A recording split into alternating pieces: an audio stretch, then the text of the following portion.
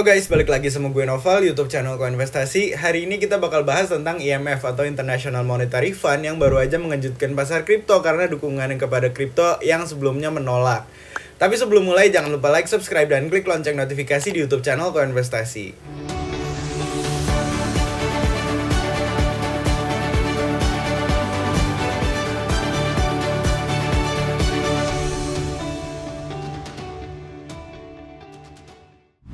Jadi guys, buat kalian yang belum tahu IMF atau International Monetary Fund itu apa, intinya ini adalah sebuah lembaga institusi keuangan yang berskala internasional, dan dia tuh adalah sebuah institusi yang ada di Amerika, dan tujuannya adalah untuk mengayomi anggota-anggota negara yang terlibat dalam operasionalnya. Jadi sekarang dia punya 190 anggota, dan tujuannya bergeraknya IMF ini adalah untuk mengayomi 190 anggota ini. Tujuannya adalah agar menjaga stabilitas perekonomian dan juga keuangan dari 190 negara yang terlibat sama IMF. Jadi mereka tuh membantunya melalui utang atau pinjaman biar menjaga kondisi perekonomiannya, terus juga melalui riset-riset kebijakan yang bagus untuk diterapkan sama perekonomian negara anggotanya. Terus juga yang terakhir, dia juga bikin sebuah kerangka kebijakan atau bantuan-bantuan yang intinya untuk menentukan sebuah kebijakan baru agar menjaga perekonomian sama keuangan suatu negara itu baik. Intinya menjaga stabilitas dan kondisi perekonomian dari negara membernya biar nggak terjadi krisis atau kebangkrutan dari negaranya lah.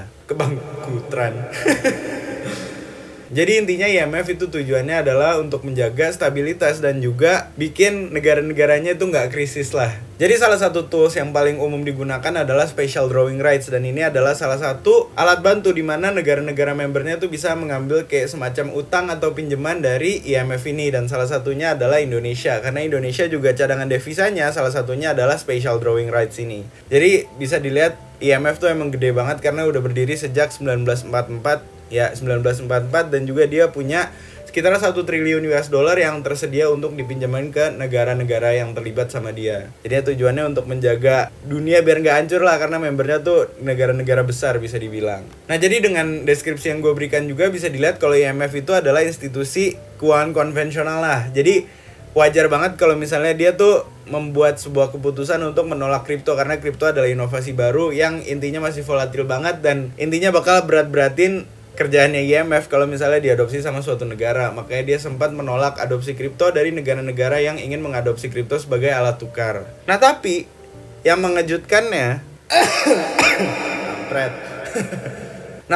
mengejutkannya IMF ini baru aja bikin artikel jurnal publikasi di blog resminya atau situs resminya, yang intinya ngomong kalau misalnya IMF tuh menyatakan bahwa beberapa kripto dan juga CBDC atau Central Bank Digital Currency atau mata uang digital bank sentral itu tuh akan menjadi sistem pembayaran yang lebih efisien dibandingkan sistem keuangan tradisional yang ada saat ini. Dan itu berarti IMF tuh ngedukung adopsi kripto untuk sebagai alat transaksi atau alat pembayaran di beberapa negara. Dan ini suatu hal yang mengejutkan karena balik lagi tadi, IMF tuh bisa dibilang boomer banget lah, dan dia kayak nggak suka banget sama kripto sebelumnya, apalagi di 2021 di mana kripto dikatain sama dia sebagai skema Ponzi, terus juga dikatain terlalu volatil, terlalu berbahaya untuk suatu negara. Makanya waktu itu sempat ada banyak debat, apalagi dengan El Salvador, salah satu negara pertama yang ingin mengadopsi kripto sebagai alat tukar. Makanya kalau kalian ingat nih, ada berita-beritanya di Koinvestasi juga terkait debatnya IMF sama El Salvador sama World Bank atau Bank Dunia juga, yang dulu tuh nolak kripto banget lah intinya. Jadi kita di sini nggak ngomongin World Bank, tapi kita ngomongin IMF yang mulai berubah pikiran terkait kripto karena World Bank masih nggak suka sama kripto nih.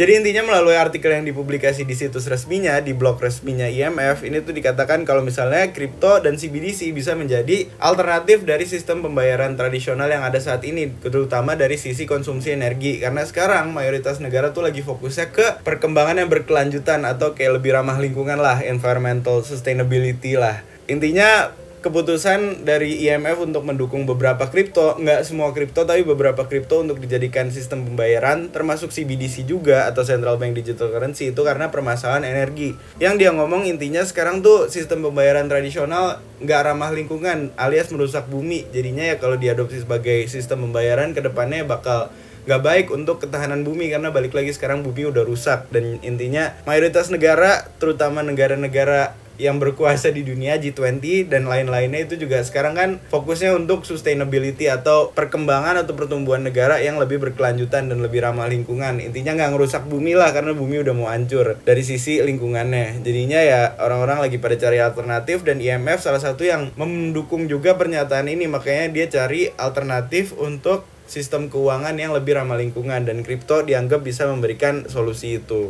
Jadi intinya dia bikin sebuah publikasi di artikelnya, dan ini adalah salah satu data yang dikasih lihat, dan ini juga dipublikasi di Twitter resmi IMF juga. Jadi intinya dia bikin sistem perbandingan di mana ini adalah data perbandingan energi consumption atau konsumsi energi. Energi itu maksudnya di sini listrik ya guys. Jadinya lebih ramah lingkungan atau enggak, lebih merusak lingkungan atau enggak karena pakai listrik yang dari lingkungan. Intinya dia bikin perbandingan antara sistem keuangan tradisional dan kripto dari sisi konsumsi energinya, di mana sistem keuangan tradisional itu diwakilkan oleh kartu kredit. Karena banyak penelitian-penelitian yang menggunakan perbandingan antara kartu kredit dengan kripto, dan kartu kredit yang dimaksud itu adalah konsumsi energi dari penyedia kartu kredit dan kartu debit gede kayak Visa atau Mastercard.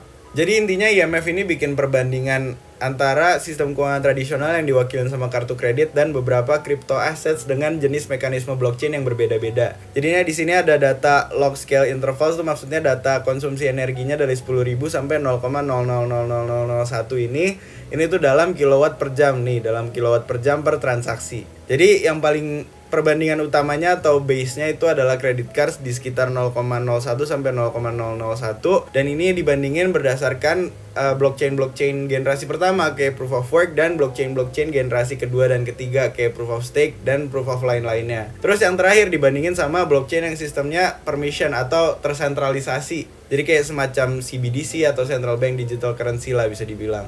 Dan beberapa blockchain yang sistemnya agak tersentralisasi. Jadi intinya kalau misalnya dibandingin antara sistem keuangan tradisional sama sistem-sistem keuangan yang digunakan dengan berbasis kripto dan blockchain, ini tuh kayak gini hasilnya guys. Kalau misalnya kartu kredit atau sistem keuangan tradisional itu kalau dibandingin sama sistem blockchain yang menggunakan proof of work alias kayak Bitcoin, itu masih jauh lebih rendah kartu kredit, karena Bitcoin seperti yang kita ketahui energi consumption-nya tuh tinggi banget, konsumsi energinya tinggi banget karena mekanisme blockchain-nya itu belum efektif karena dia generasi pertama. Jadinya ya jadul banget dan ya bisa dibilang masih boros energi.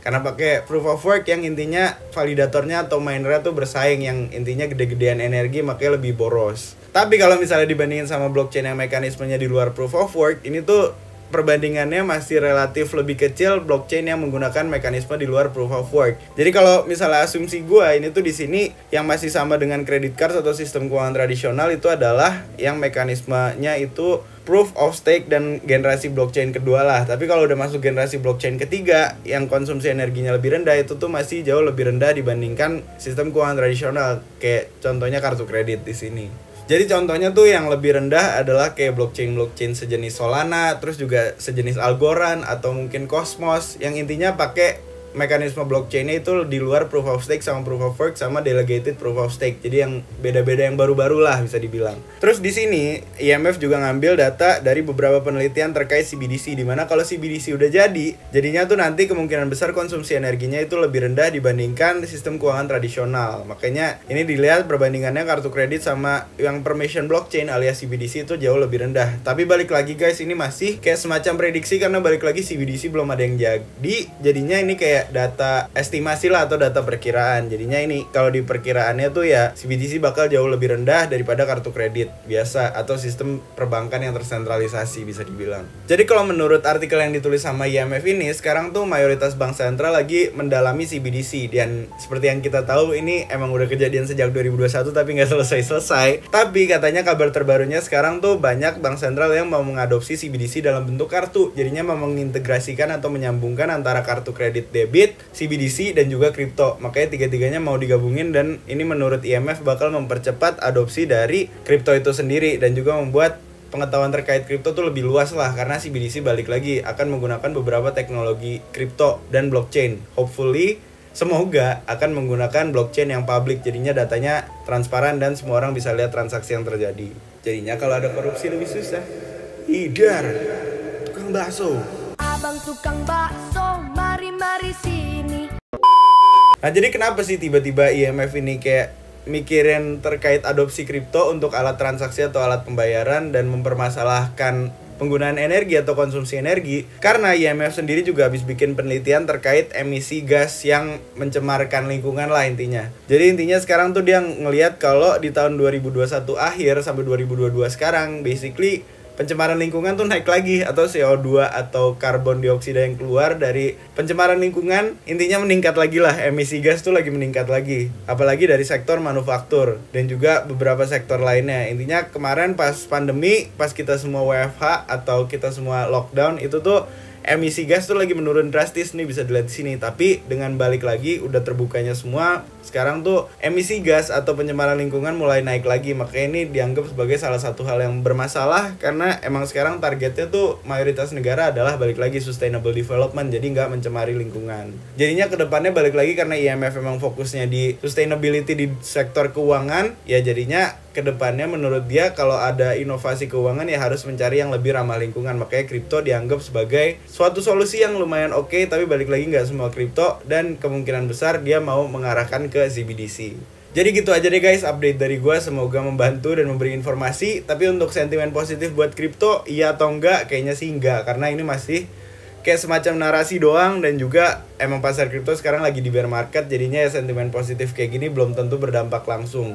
Dan seperti yang kita lihat sekarang pergerakan harganya juga belum berdampak langsung, karena masih ya lumayan hancur lah menuju bulan baru, yaitu bulan Juli.